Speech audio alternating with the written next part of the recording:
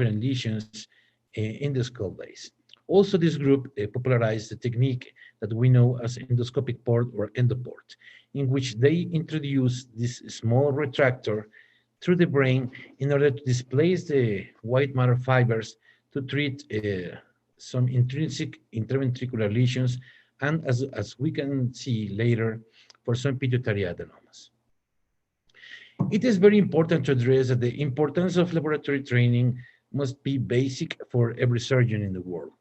There are many sites in which you can become familiar with the instruments and also with the different techniques that today include the use of endoscope to perform different skull-based approaches.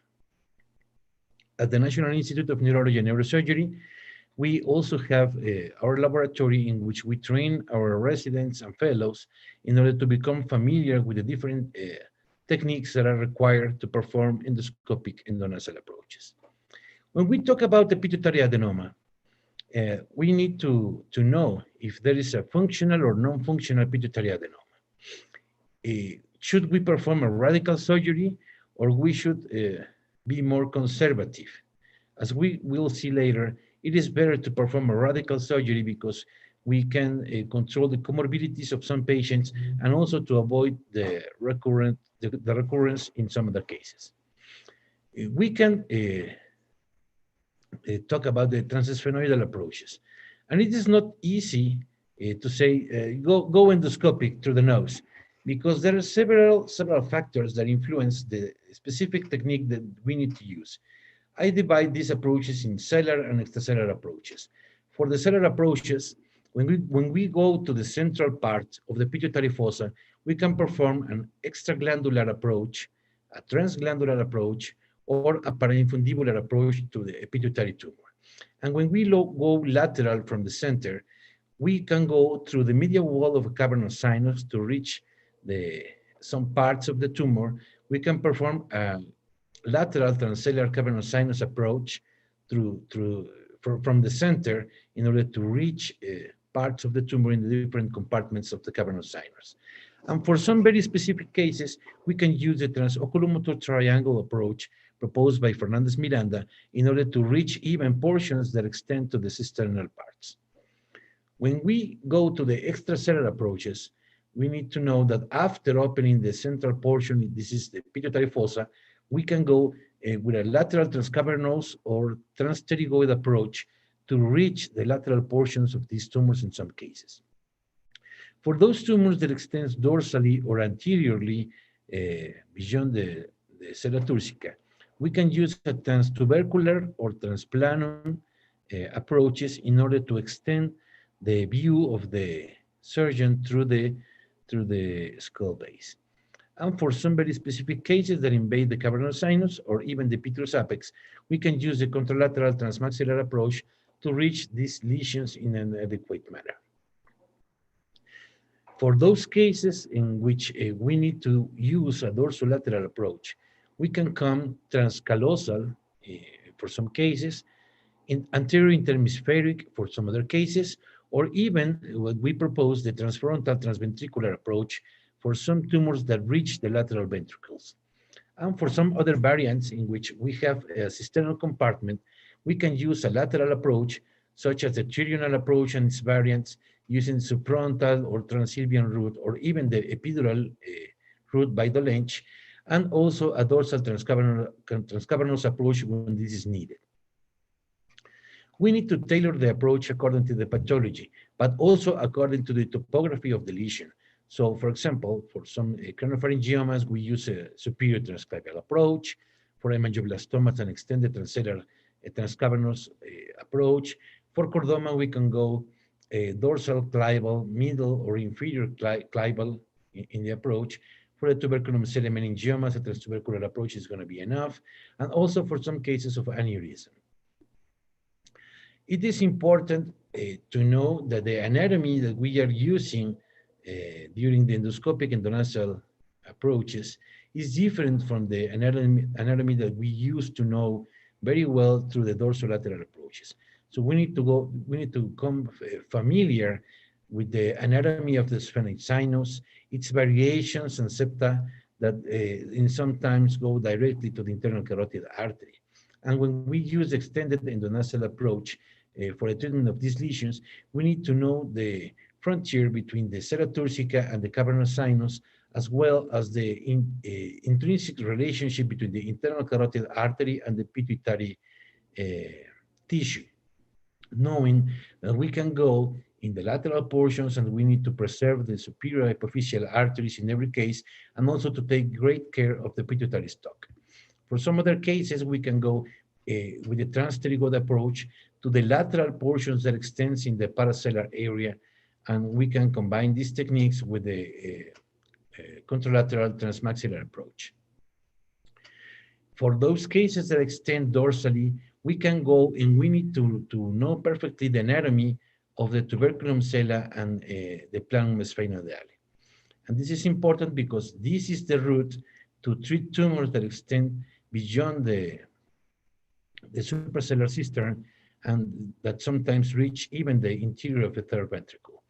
Also, I remember again the different structures that we need to preserve when we are using the Dolench epidural transcavernous approach.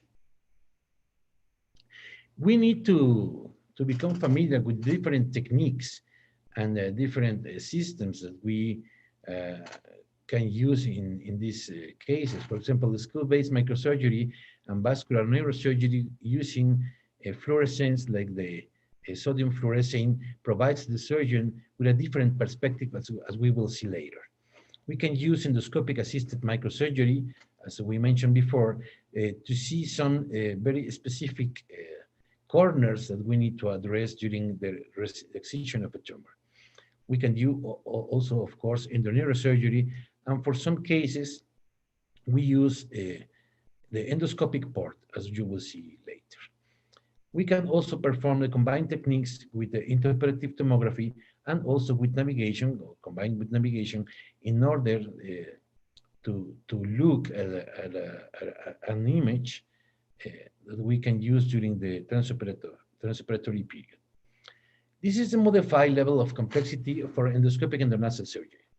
This is the state of the art, and as you can see, the pituitary adenomas can extend from a very easy level of complexity as the pituitary fossa or the extradural space, or they can go to different regions as the anterior skull base, the cisterns, interpeduncular fossa, or even the cavernous sinus. One particular point represents the vascular compartment in which we can address for pituitary adenomas when they collide with an aneurysm that occurs in 3.7 to 7.4 of the cases. In our series, most of the cases that we are using for skull base and neurosurgery represent more than 80% is for pituitary adenomas.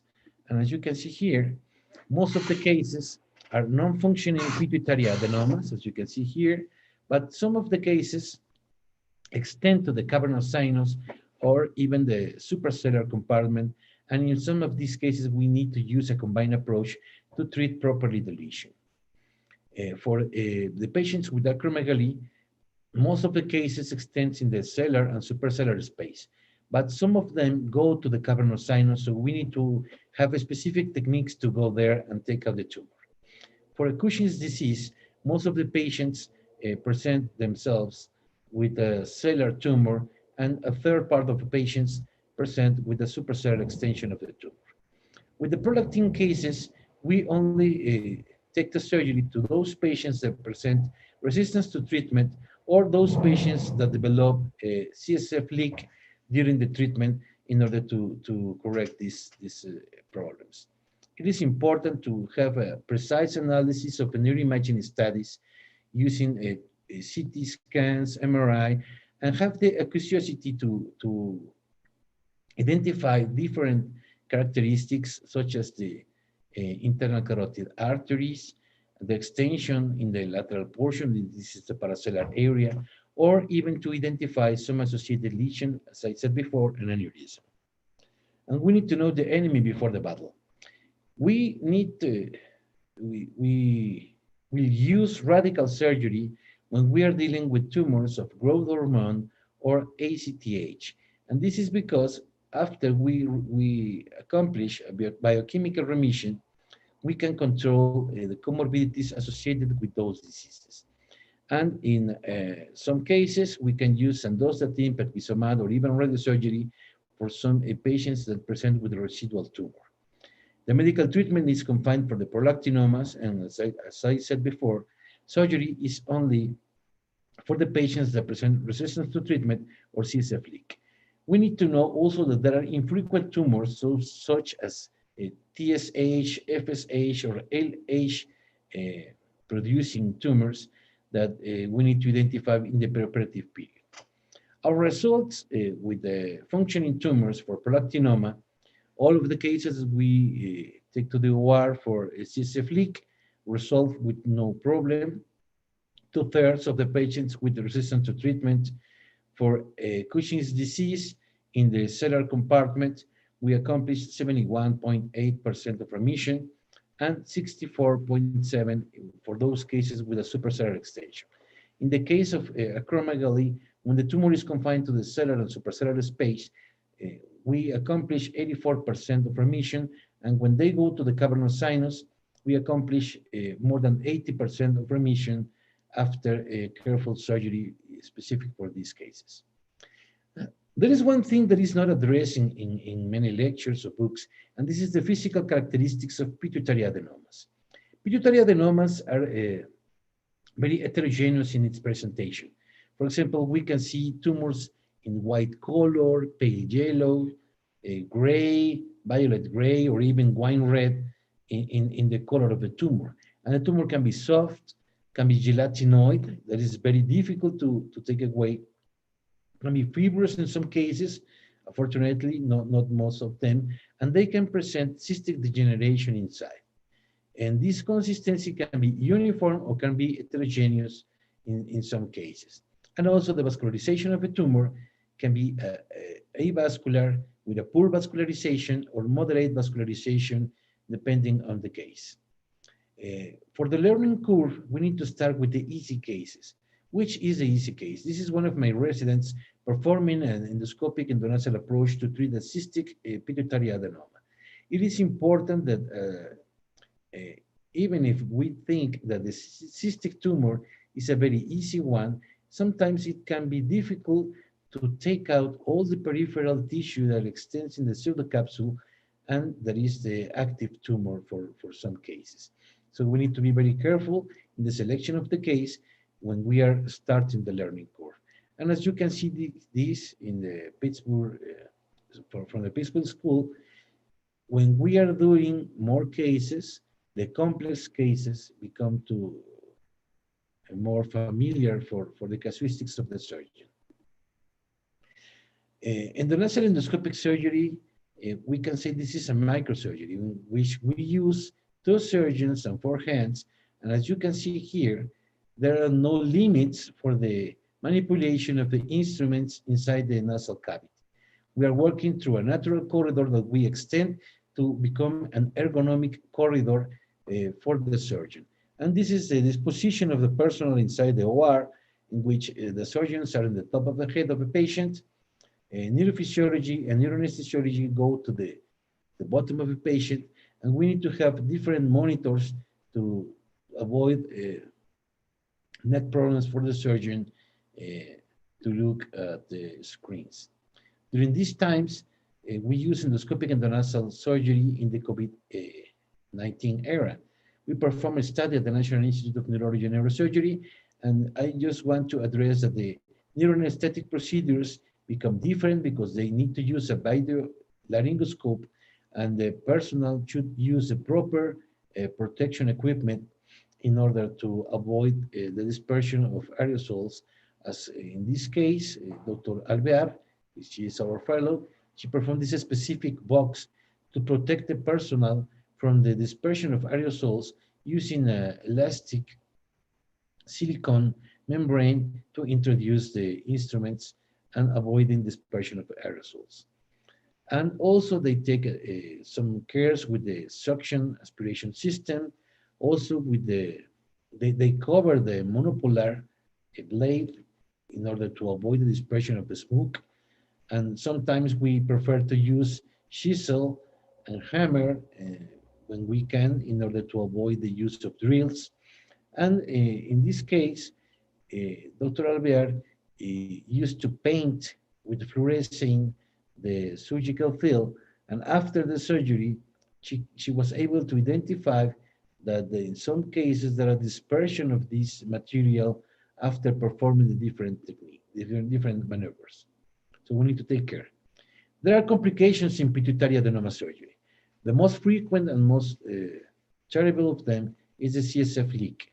When we perform an endoscopic endonasal approach, this accounts for 2.5% of the cases. When we use extended endoscopic endonasal approaches, this goes to 5.1%. And there are some other deficits, as well as described in the world literature. What can we do to avoid this? The use of a nasoseptal flap. This is a basic step for some cases in which we perform a wide nasoseptal flap that we take to the quan and we use after we complete the surgery. So we can take the mucosa from the septum and even the nasal floor to avoid the presence of CSF fistula. It is important to preserve the vascularization of the nasoseptal flap when we are harvesting it from the nasal septum. For some other cases, we can use a pericranium vascularized flap that we prepare through a different incision, and then we can harvest the pericranium through endoscope or open approach. And as you can see here, after careful reconstruction with dural substitute, fat graft, and fascia lata, then we will introduce this very large pericranium through a small keyhole in the glabella, and then we take inside the nasal cavity, as you can see here. This is a very wide and vascularized tissue that covers all the defect that we are leaving in the anterior fossa for this case in particular. In some other cases, we need to address the multi-layer reconstruction technique with dural substitute, fascia lata, a small piece of bone or some other material, and after to put in above all of these, the nasoseptal flap is the better technique to avoid the CSF fistula. And our protocol we use for some cases that we are having surgeries in the anterior fossa, a multi-layer reconstruction with an nasoseptal flap or a pericranium vascularized flap. When we are dealing with lesions in the sella turcica, we use the nasoseptal flap in a multi-layer reconstruction technique. And when we go to the clivus, we perform the same multi-layer technique with the nasoseptal flap, and also we use an autologous fat graft. This avoids the presence of encephalocele of the pons that can come through the clival area, and then this is a good option to avoid this complication. Using this type of reconstruction, we diminish the percentage of CSF leak in most of our cases. Also, we can present a cranial nerve injury or even a bleeding event during the surgery that we can control in a perfect manner after taking control of the bleeding point. And for the cranial nerve injury, as you can see here, there is a slight third nerve pulse in this patient, and before she was discharged, it was corrected already. So do not fear the damage of cranial nerves, because when we are dealing with these cases, most of the times these pulses are transient and the patient becomes asymptomatic afterwards. You can see here the patient had the bleeding after the surgery in perfect conditions, even when she had a small rupture in the internal carotid artery. And this has happened in 11 cases of more than 2,000 cases, presenting 0.5% that goes according to the literature in a good outcome. So pituitary adenomas can be a challenge. So we can find small, very tiny tumors, slightly bigger, with lateral or dorsal compartments, or even these giant tumors in which we need to have a specific strategy to take out the lesion. we using a single approach or a combination of approaches as required. So for the transcendental approaches, we said that we can go extraglandular, transglandular, or parainfundibular. We will see some examples. In this case, acromegaly, after taking the bulk of a tumor, we are exhaustive in the dissection, leaving a small button of pituitary gland attached to the pituitary stalk, and in that way, we accomplish a complete excision of the tumor and remission of the acromegaly in these patients. In some other cases, the glandula is just in front of us and the tumor is behind. So we need to open the glandula. As you can see here, this whitish tumor can be taken out. And we need to be very exhaustive in these cases because we don't want to leave a small portion of the tumor attached to the pituitary gland. So using different dissectors and rongeurs, we are able to separate the tumor from the normal pituitary gland that extends in this area. So after this careful dissection, using also scissors for some small portions of the tumor, and taking out all the peripheral portion of the tumor, we are able to accomplish a good excision of the tumor, and in that way, accomplishing the biochemical remission for those cases. Cushing's disease is a very terrible disease because of the comorbidities that are associated with the disease, so we need to be very exhaustive in the treatment of these cases. And the aggressive surgery is better than the other type of treatments. After accomplishing the complete exclusion of a tumor, a careful multilayer reconstruction is needed in order to avoid the CSF fistula, as we said before. For some other cases, like this one, we can use an extraglandular approach. In this approach, we are able to take out the tumor without causing any interference with the surrounding structures. Straight forward opening of the dura mater in the sella turcica using the scalpel and also scissors. And you can see the tumor is just in front of us, just behind the dura mater. So we need to be very careful in the dissection. And in some cases, we can take and block the tumor. For some other cases, we use the aspiration and curettes to taking out the tumor. So as you can see here, the tumor is more solid in its consistency. So the arachnoid from the suprasellar cistern comes into view. So we need to be very careful not to produce a CSF fistula in these cases. And in the case that the CSF fistula is present, we just need to perform a careful multilayer reconstruction to avoid the CSF leak in the postoperative period. Careful dissection separates the tumor from the suprasellar arachnoid, and we can accomplish a good outcome in these cases. When the tumor invades the cavernous sinus, this is a different history. So for acromegaly, Cushing's very rarely invade the cavernous sinus. Some non-functional pituitary tumors present with symptoms of the cavernous sinus, and in most of the cases of non-functional pituitary adenomas, they are asymptomatic of the cavernous sinus. What should we do? Observation, radiosurgery? I think the best outcome accomplished in these patients is radical surgery. And we have different approaches to go to the different compartments of the cavernous sinus, as well as the anterior superior, posterior superior, anterior inferior approach, or the posterior inferior approach. There is great controversy as well as where is the sixth cranial nerve. And also we need to take care of the internal carotid artery and the pituitary stalk when we are dealing with these tumors.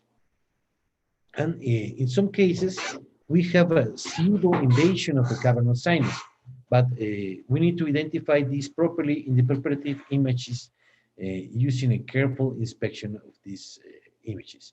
In this work, we perform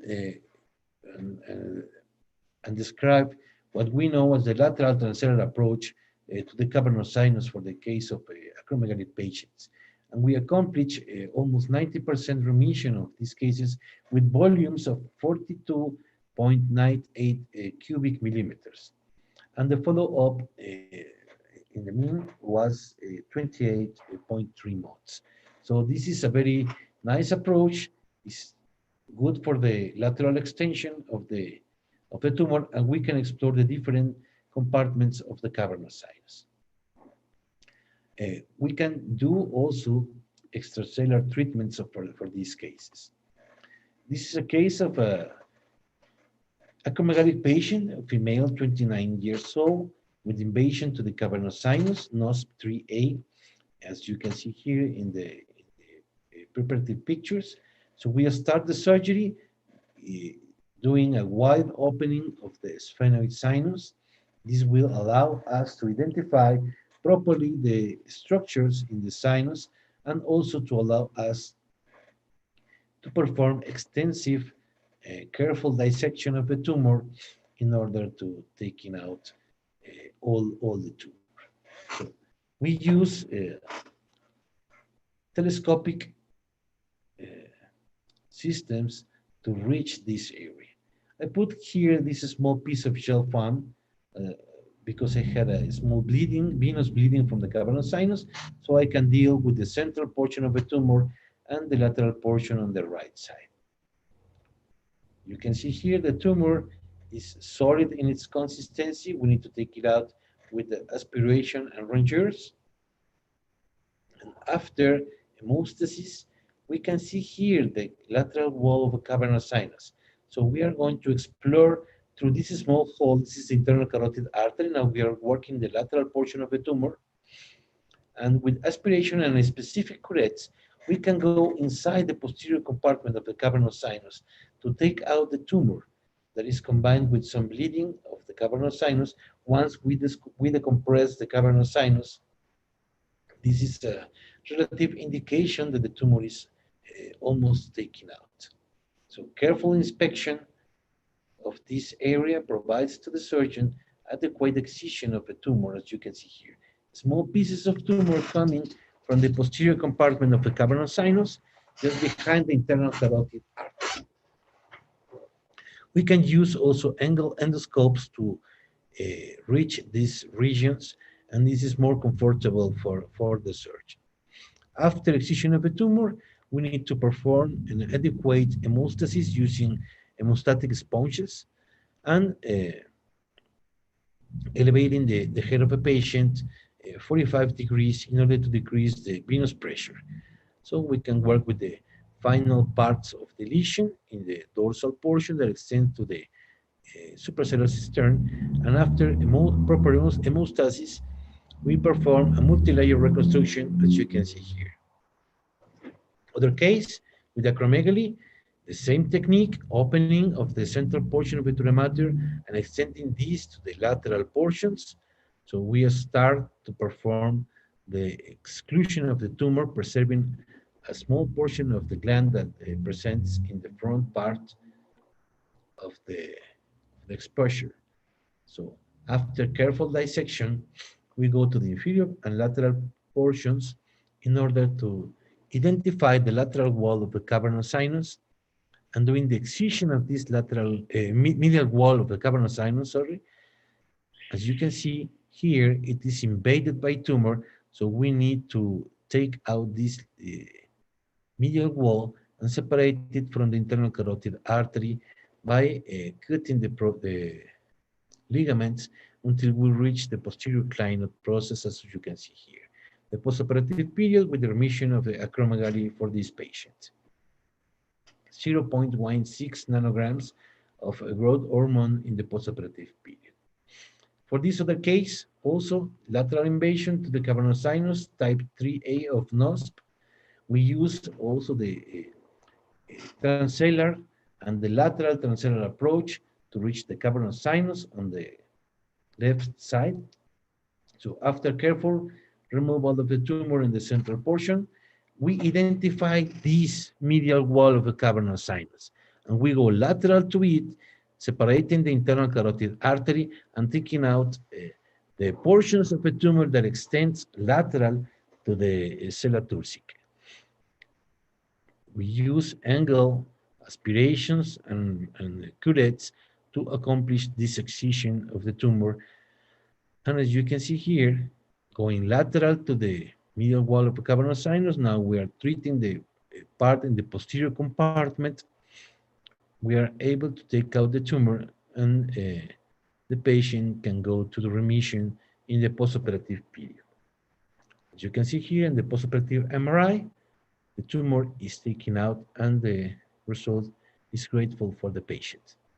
Some other big tumor using the lateral transcendental approach to the cavernous sinus.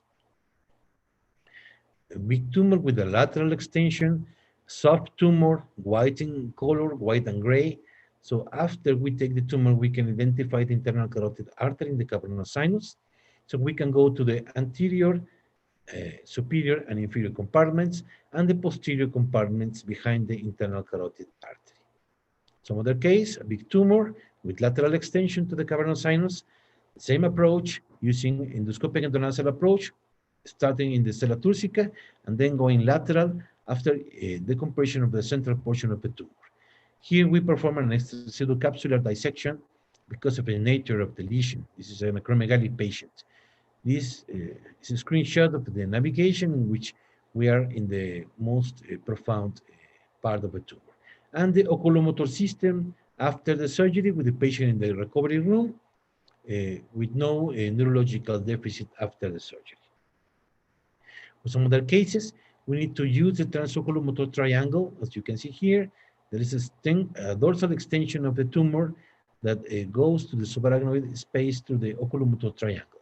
So we need to address this lesion using a combination of techniques. We use the transpterygoid approach and transoculomotor triangle to take out this tumor. Starting, as in every case, with the central decompression of the tumor. In this case, this is a fibrous tumor, and this is more difficult for the surgeon to identify the borders of the lesion. So we use scissors to accomplish the proper and careful inspection of the tumor. This is a portion that is more soft, but most of the tumor was very fibrous in this case, so we need to be very careful. Then we perform a lateral extension using a Curison to reach to the lateral portion. So now this is the carotid artery here, and we are treating the lateral portion of the tumor that extends in the cavernous sinus, as you can see here.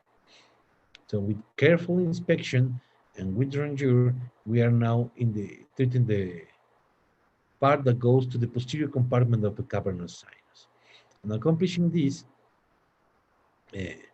we can go from here to the portion that extends in the cisternal system.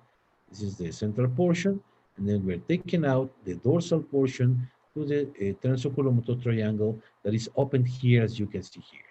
So now we can inspect the cisternal portion that has been taken out. There is no damage to the structures that goes in this area, with a good outcome for the patient. For some other cases, we use the contralateral transmaxillary approach when the pituitary adenoma extends to the petrous apex and the cisternal compartment, as you can see here. This is also a combination of approaches for this female, 53 years old, who presented with the acromegaly, in which we were able to perform total removal of the lesion and accomplishing the remission of the tumor. Treating the central portion of the tumor, as you can see here in the screenshots of the navigation, and then we direct the dissection to the lateral portion. So here we are opening the dura mater lateral to the internal carotid artery, revealing the tumor inside the cavernous sinus, and doing a proper inspection to identify the sixth cranial nerve, which is in the bottom of the exposure, so we can take out the lesion with the curettes and aspiration, and with the navigation system from the central part of the lesion to the lateral part of the lesion, as you can see here. So this is a very ergonomic approach in which we can reach different compartments of the cavernous sinus, and taking out the tumor with no deficit in the postoperative period concerning to the oculomotor nerves, as you saw before. So For these cases, we need to remember that the nerves, the cranial nerves in the cavernous sinus, are displaced lateral and inferior. So this is a postoperative MRI. This is another case in which we use also the transcellular endoscopic lateral approach to the tumor. This is pre-op and postoperative with a small residual portion in the superior compartment of cavernous sinus. And when we need to go to other areas because of a dorsal growth of a tumor, we can go to the dorsal compartments. And we can use this view to exemplify when the tumor goes to the suprasellar cistern or the anterior recess of the third ventricle, we can use the transcellular approach. When the tumor reaches the roof of the third ventricle, we can use the transtubercular approach. And when this goes to the foramen Monro, we can use also the transplanum sphenoidal transtubercular approach to angle the endoscope to this region, accomplishing complete removal of the tumor. For some other cases, very specific cases with uni or bilateral involvement of the lateral ventricles, we can use any transcellular approach combined with a transfrontal transventricular approach. So we can see here one extended transcellular approach in which we decide to use just the sella turcica as our main corridor to take out this tumor. Careful exposition of the rostrum sphenoidale, doing all the bony work, and then identifying the clival recess and starting the opening of the sella turcica using these telescope systems to expose the region of the sella turcica. The opening on the sella turcica should be wide because we want to go on the lateral portions, the inferior part, and from there we can go to the superior part of the tumor, as we will see here in a moment. After careful decompression of the central and inferior part, we identify this pouch that gives us the route to treat the tumor that goes inside the third ventricle. So after careful reconstruction, we accomplish this in the immediate postoperative period with complete excision of the lesion. Another example with the transcellular transtubercular approach, this region of the tumor was accomplished to be excised using the transtubercular approach. Some other case with transtubercular endoscopic endonasal approach with a posterior compromise of the tumor, a postoperative period without lesion. Another transtubercular transplanum endoscopic endonasal approach for this male of 75 years old with decreased visual acuity and also panhypopituitarism. The bony work should be extended. You can see here the fluorescein that Dr. Albert put for these cases. And careful bone work using the transcellular approach and extending the dissection to the tuberculum cellae and the planum sphenoidale to reach the superior portion of the tumor. So after careful exposition of this area, as you can see here, transtuberculum, transplanum sphenoidale, we are able to take out the tumor from its most dorsal part that almost reaches the lateral ventricle. Careful maneuvering the tumor is a good option to treat these patients, and we are able to preserve all the structures that are around the tumor. For extension to the planum sphenoidale, in order to treat the lesion and taking down all the portions of the tumor, as you can see here. And after careful inspection with the endoscope, we can see inside the third ventricle in this area at the final stages of the surgery. Careful reconstruction must be done because otherwise the patient will present with a CSF fistula for these cases. Immediate postoperative CT scan, this is a recent case without a presence of the tumor. Another case, transtubercular transplanum, pre and postoperative. Pre and postoperative with some screenshots of a navigation and the views that we use to look at when we treat this case. Combined approaches are used for those cases that extend beyond the limits of the sella turcica, supercellular cistern, or even the third ventricle. So we propose the transfrontal transventricular approach for some of these cases. You can see here, we take the patient, we perform a preparative neuropsychological assessment, and we perform simultaneous approach, endoscopic endonasal and transfrontal transventricular with navigated endoport.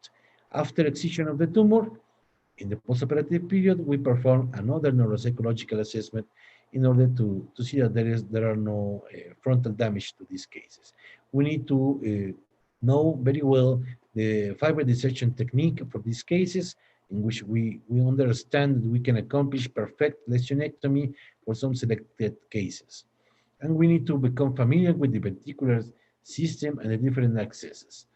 Using the endoport proposed by Kazam, we can treat lesions that varies from 9 to 67 millimeters in its size, and we can go very deep or very superficial. At the beginning, we were using this syringe as the port in the National Institute with Dr. Mimilio Miranda, and a small incision with small craniotomy going directly to the lesion. Currently, we're using these very nice soft retractors that are very suitable for these cases. The OR equipment and arrangement, as you can see here, for a right and left pituitary tumor, in which we perform the combined approach. So can we go with endoscopy for those cases? We will see in this case. Using endoscopic endonasal approach and transfrontal approach, we are able to perform a 360-degree dissection. In the right side, you can see the screenshots of navigation. We reach to this part of the tumor, and the dorsal part of the tumor, we will take it through the endoscopic port using a transfrontal transventricular route. This is an example of how different techniques can be used to reach proper decompression of the tumor. As you can see here, we reach the inferior part of the dorsal portion of the tumor, and then we are able to accomplish complete removal of these. This is a ventricular catheter that we left in place for our initial cases. And you can see here the pre-op and postoperative, immediate postoperative MRI accomplishing the results. In other cases, we use ultrasound during the transoperative period to guide the resection of the tumor.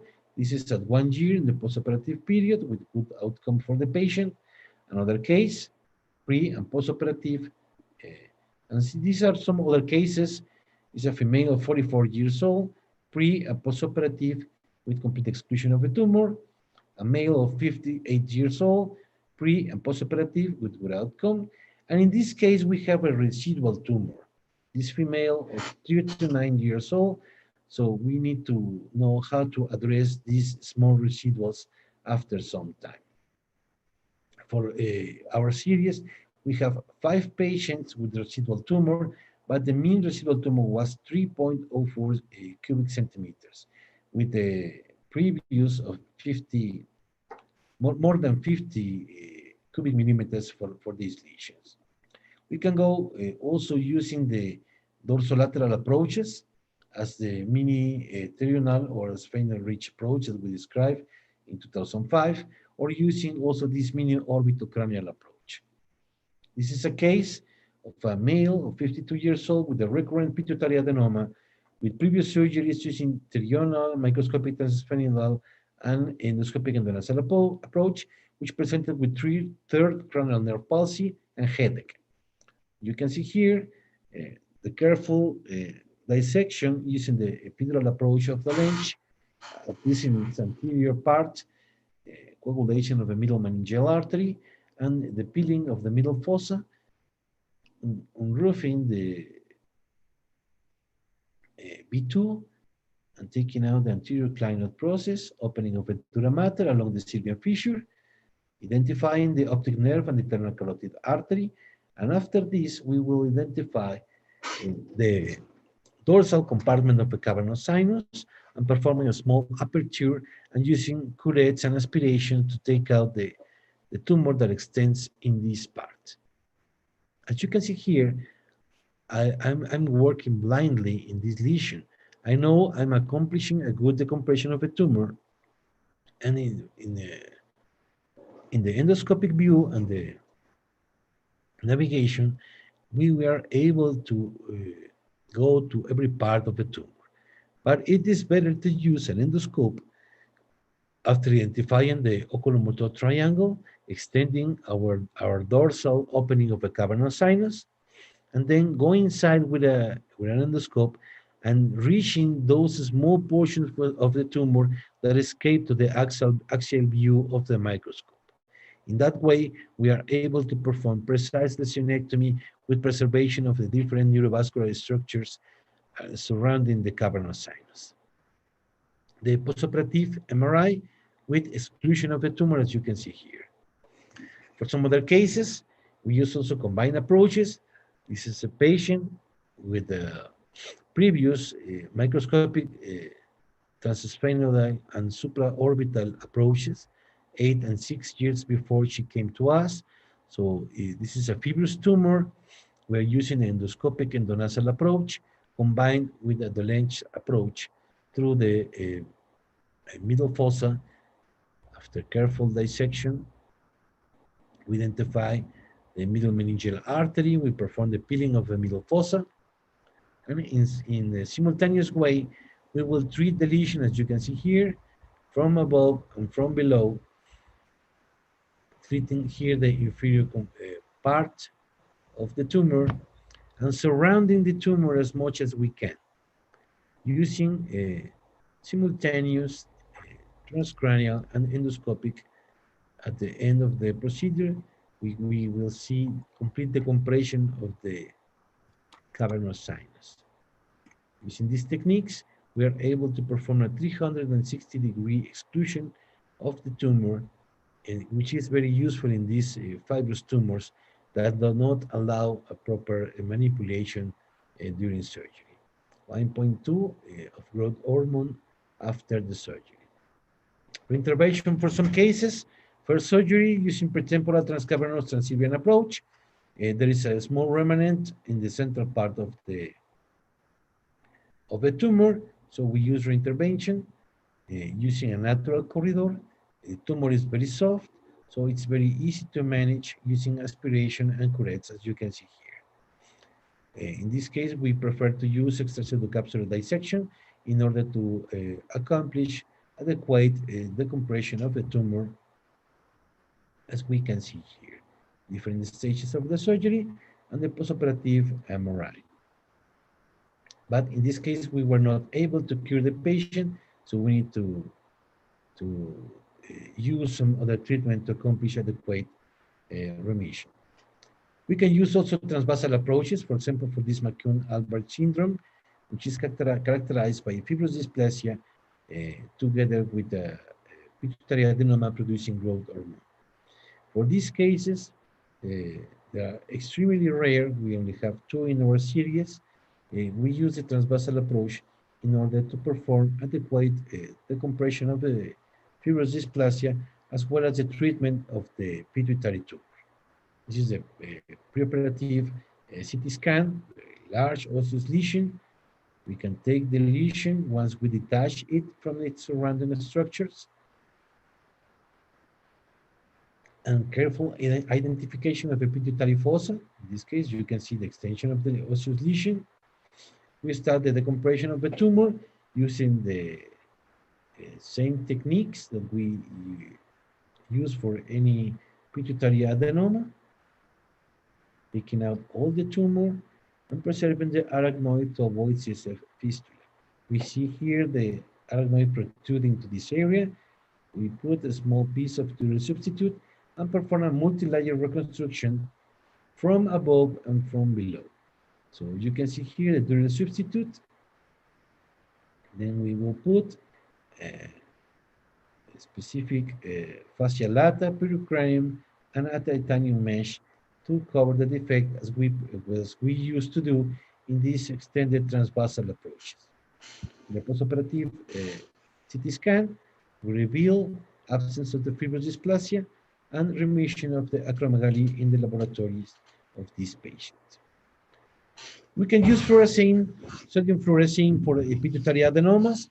We have a specific protocol in the National Institute of Neurology and Neurosurgery, careful endoscopic and nasal inspection, and we alternate with the filter of the microscope using the proper filter with the JLO 560, and then we identify the tumor. We accomplish the decompression of the tumor using the endoscopic and nasal technique. And as we got first initial experience with 15 patients, you can see here clearly identifying the tumor fluorescence compared with the xenon view, right? So we can use this to identify non-pituitary functioning adenomas, Cushing's disease, or even acromegaly. And this is very useful when we start the learning curve.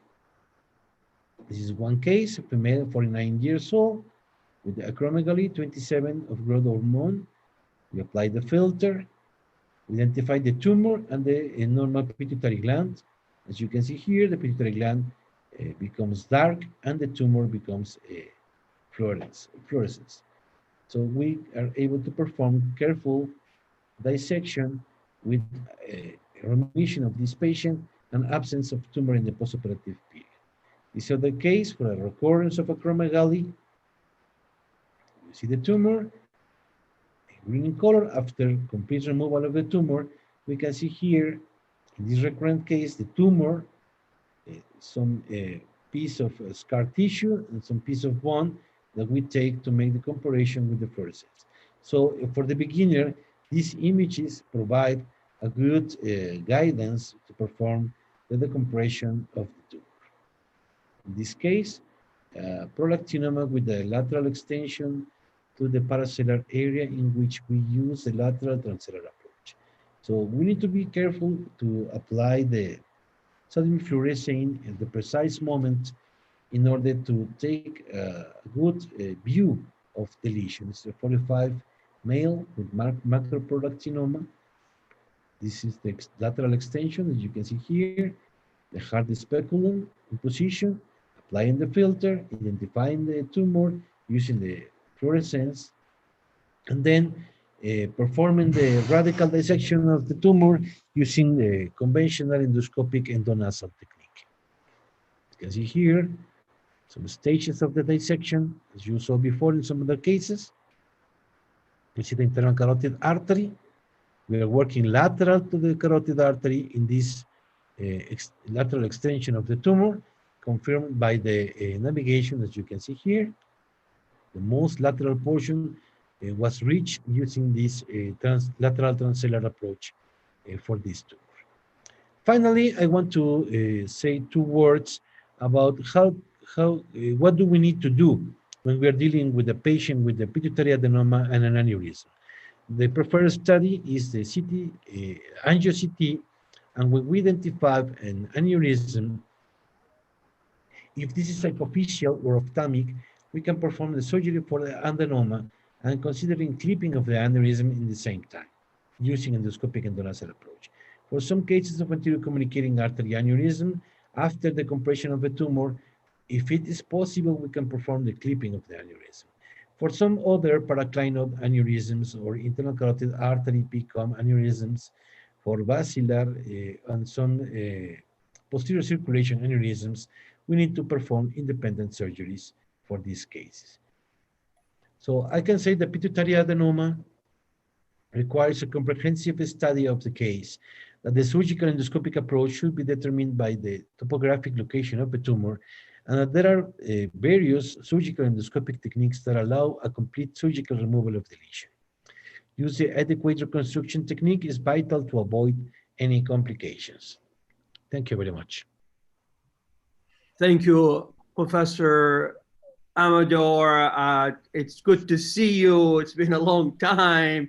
My God, I'm sorry I missed to introduce you in the beginning, but you have great hosts like Natalia and Dana. It's good to see you, Professor. I just want to tell everybody, you know, Juan Luis and I go back to we come from the Yashigal School of Neurosurgery, okay? We have that deep connection that goes back to the Yashigal teaching. So we have a very rooted connection in that. So it's really good to see you, Professor. You know, we have a couple of questions. I'm gonna ask you, there's a question, how many hours did you have to spend in the lab or practice before doing your first endoscopic surgical procedure? Okay, there is no we work in for task accomplishments. So you can spend 1 hour or you can spend 1,000 hours, but the important is you accomplish the task that you are able to do, right? So the most time you spend in the laboratory is better for for the development of your surgical skills. But you need to have a very specific program. So starting with some very basic steps and then going further and further until you can accomplish a very precise approach, as you can remember in the laboratory, Professor Dr. Rolf. Yeah. Yes, yes, thank you. Thank you. So I want to summarize two questions into one question that we have. What are the limitations? What are the contraindications? What are the kind of lesions through the skull base that you think, no, we're not going to do this endoscopically? What are the borders, the thinking, the contraindication? Yeah, you believe, Professor? I think a very lateral lesion should not be approached through the endoscopic endonasal approach. But we have the advantage to combine techniques. So, for example, not for pituitary tumors, but for some other lesions, we can combine endoscopic endonasal with the conventional dorsolateral approaches. Perhaps some of the posterior fossa lesions are more difficult to accomplish a proper resection through the endoscopic endonasal approach. So we can use a very easy transpetrosal that is very easy to perform. So, or we can combine the techniques. For some chordomas that extend low to the superior cervical region, sometimes it's difficult to reach through the nose. So we prefer to use a far lateral approach for those cases, or even a transoral approach, or a combination of endoscopic, endonasal, and transoral endoscopic to achieve a complete removal of these tumors. Okay. And for chordomas sitting on the clivus, when do you use endoscopic approach? When do you use posterior fossa lateral approaches for chordomas? I think it depends on the lateral extension of the tumor, Professor. Yeah. Yeah. For most of the cases, the bulk of a tumor is in the central portion of the clivus. So it's very easy to come to an endoscopic endonasal approach using different transclival superior, medial, or inferior transclival approach. But when we are dealing with the lateral extensions of the tumor, mainly through the jugular foramen or the occipital condyle, sometimes it's difficult to reach, even with the far medial approach, it's difficult to reach that very lateral area. So as you know, a chordoma should have a very extensive surgery. I think a combination of techniques will be enough to reach this objective, right?